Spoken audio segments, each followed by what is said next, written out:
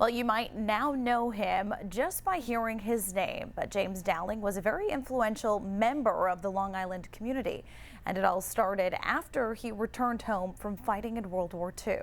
Today, the man they call Red was remembered and honored for his work and dedication. News 12's Danielle Campbell has more. Dad loved his family, his country, his town.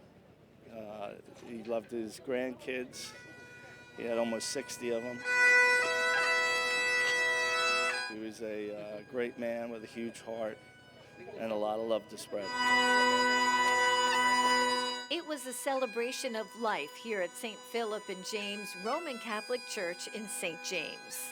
At his funeral mass, James Red Dowling was remembered not only for the legacy he left behind, but for a life well lived. Made it work when it couldn't work. The 99-year-old World War II veteran was part of the greatest generation. Red Dowling grew up during the Great Depression and fought in World War II. According to his children, in 1943, 20-year-old Red Dowling was drafted and became part of an elite and highly skilled group of men that flew the B-24 bombers in the Army Air Corps. On September 27, 1944, during a bombing run over Germany, he was shot down and taken as a prisoner of war. Red eventually returned home as a decorated war veteran and married his childhood sweetheart, Dorothy.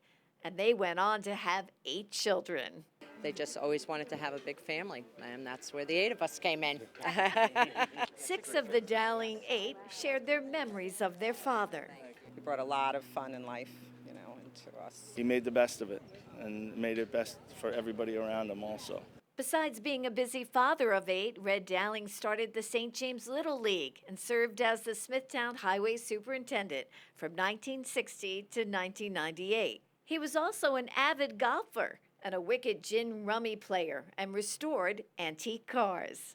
In Red's funeral procession, one of his 1930 Ford Suburbans that he actually rebuilt and restored, and the family jokes because he had 30 Fords in his collection and only 1 Chevy. His family says James Red Dowling was known for his values of personal responsibility, duty, honor, and faith. So we're going to miss him dearly.